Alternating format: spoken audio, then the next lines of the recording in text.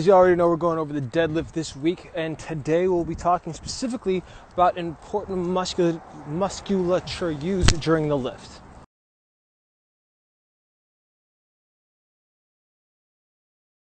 So quick backstory, the deadlift is called a compound movement, which is a fancy word for saying it is a multi-joint exercise that will require system-wide tension to perform the movement safely and effectively.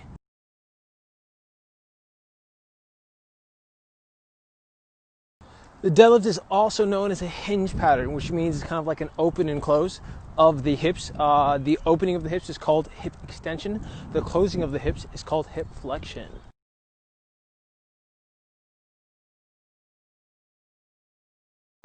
So the deadlift is a fan favorite for a lot of people because it requires you to recruit your posterior chain, which is essentially all the muscles behind you, including muscles of your back, your glutes, your hamstrings, your calves, so on and so forth.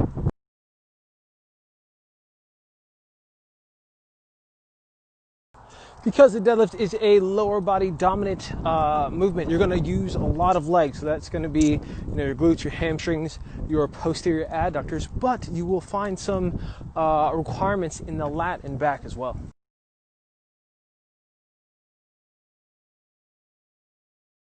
Someone may have told you your deadlift works your lower back. I mean, it does, but like inadvertently, right?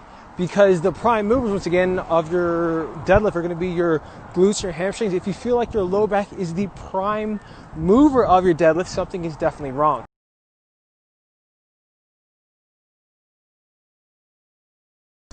So, if you have three takeaways from today as far as the muscle groups you need to feel for your deadlift, they are the hamstrings, the glutes, and the lats. If you feel those three muscle groups, you are actually set up for success for your movement.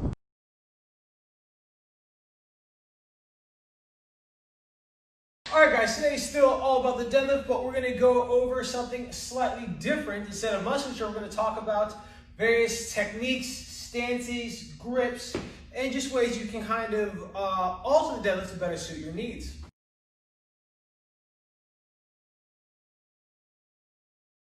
So the first stance we're about to go over today is called conventional or standard. Your feet are going to be about anywhere between hip width or shoulder width apart, depending on your preference and where you like to grab. Your feet can also point forward or have a slight flare. A common fault that people think about as far as deadlift mechanics is trying to rock back to their heels when performing movement in this specific stance. So my preferred deadlift stance right here, this is where I want to be. What people might try to do is rock back here to try and mimic being more upright. See how my toes are off the ground? I have all this weight on my heels, but I'm not in a proper position to apply force into the ground. Stand up to have a monster deadlift. So, in this position, once you get set, do not rock back to the heels.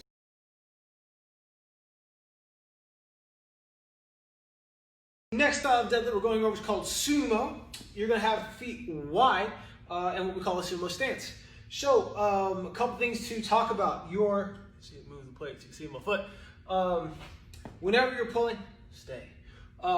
Whenever you're pulling in sumo and you have a wide stance, you must then flare your feet in relation to the stance. You don't want to point the toes forward while having that wide of a stance. It's going to create a lot of shear force, which is like longitudinal bad force, or injury risk prone force at the knee. We don't really want that, right? So, feet flared in accordance to your stance. The wider stance, the more flared the foot has to be in comparison. You're going to be able to be a lot more upright in this movement. There is a drawback. If you don't have the proper hip mobility to be in this stance and perform this movement, you will have hip pain and discomfort. So you might want to fix that before making sumo your daily regular thing.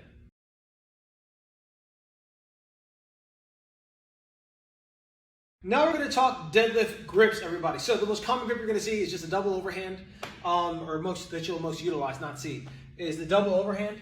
You essentially just grab both hands on the bar, get tight, deadlift, and then, return to the ground.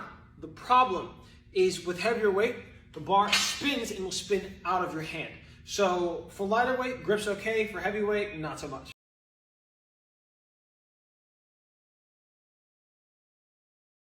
alternate grip. So one hand underhand, one hand overhand. So I get in my position, I'm here. Nice and tight. Here, so that's the alternate grip deadlift. The only problem is because one hand's underhand, one hand's overhand, you have different levels of engagement on each side of your back, creating compensations in the future unless you alternate your grips, and that could be annoying or hard to keep track of. Yo guys, so we're going over the hook grip. What does that look like? So you're going to use your thumb to neutralize the spin of the bar instead of your other hand. So thumb comes here, fingertips go here, and that is as sturdy, as locked in as you can be with your grip. But this could be hard on your thumb, so if you have weak thumbs or short thumbs, it's probably not for you. But it allows you to deadlift with both hands in the same position, preventing you from having compensations in your back later on.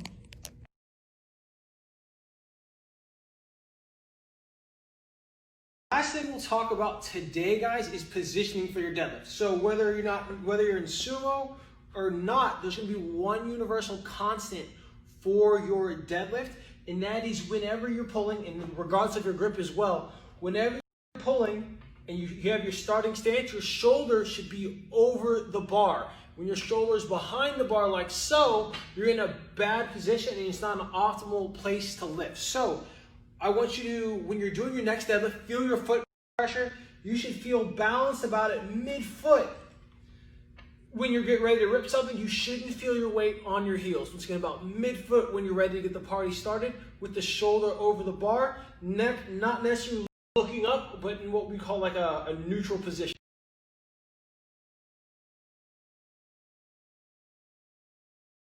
So guys, Naruto here, bringing you the last episode of the content series. You already know a lot more about the deadlifts. Today we're just going to focus on some tidbits of information as well as the Hex Bar.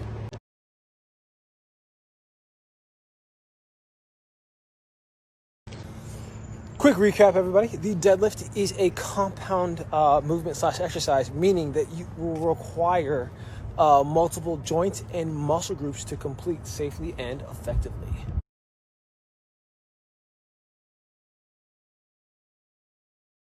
So if your goal is to get stronger, you should deadlift. If your goal is to make aesthetic changes, muscle gain and or weight loss, you should deadlift. The deadlift is great for all three things.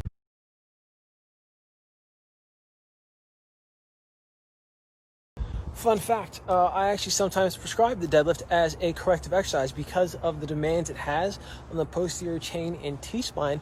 It can help essentially develop a better and more neutral spine posture.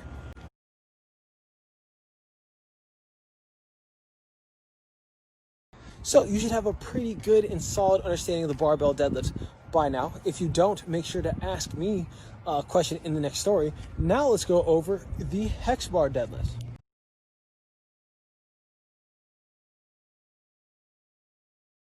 So the Hex Bar and Trap Bar deadlift is unique and different than the barbell in that the weight is surrounding you versus in front of you.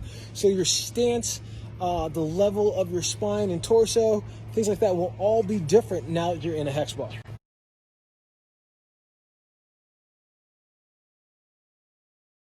The Hex Bar will actually have more translation to more sports and athletic movement, and it's actually a safer movement for people who have low back issues because it puts less stress and strain on the lower back because you get to be more upright. The Hex Bar. So, as you know and spoke about previously, the Hex Bar is shaped differently. The weight will be around you, and the only, risk to think of, and it never really happens for most people if you have an engaged back, is the fact that the weight actually shift and move forward if you fail to have enough tension in your back to properly load the bar. Your feet and stance can be slightly different. Obviously you can't sumo on a Hex Bar like you could on a barbell. You're going to here, I like my toes slightly flared. You may like your toes facing straight forward, that works too. If you notice here, I'm in a much higher position than I would be if I was pulling on a barbell, right? That's a good thing. This position that I'm in right now mimics a lot of athletic movements and athletic stances. So I'm going to be here, tight core, and stand.